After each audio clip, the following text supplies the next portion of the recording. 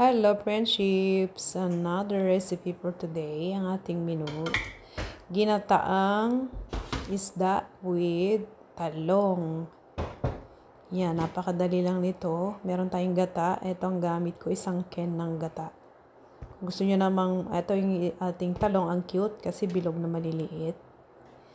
And, syempre, lagyan muna natin ang ating ako ganyan ako maglagay, magluto. Kayo siyempre may iba-iba namang paraan. Ilagyan ko konti ng tubig para mapakuluan nating mabuti. Ilalagay ko na ngayon ang ating bawang, sibuyas, kamatis at luya. Pakukuluan natin siya.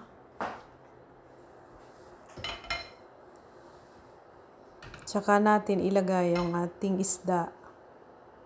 Bale, sabay-sabay na siya para ang talong. Kasi medyo matagal din maluto at ang isda mabilis. Itong gamit kong isda is European bass, ang tawag nila. Branzino in Italian. Hindi ko alam kung meron ba ito sa Pinas. Yan, sabay-sabay na siya. Iniwa ko lang ng ganyan ang ating talong. Lagyan natin ng paminta. At ang suka mamaya na bago siya maluto. Yan. Asin, siyempre. To taste. At takpan, mga 40 minutes or isang oras, depende. So, balikan natin mamaya.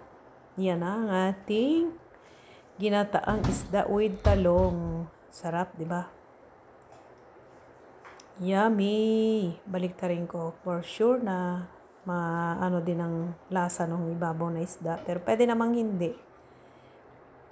Nag-iinarte kaya binaliktad natin. So, yan. Sarap nung gata, oh. Nagmamantika pa siya. So, lagyan natin ng suka after 40 minutes. Yan. Mga siguro 2 kutsara yun. O mahigit pa. Depende kung gaano kaasim yung gusto ako. Ganun. Then, luto na!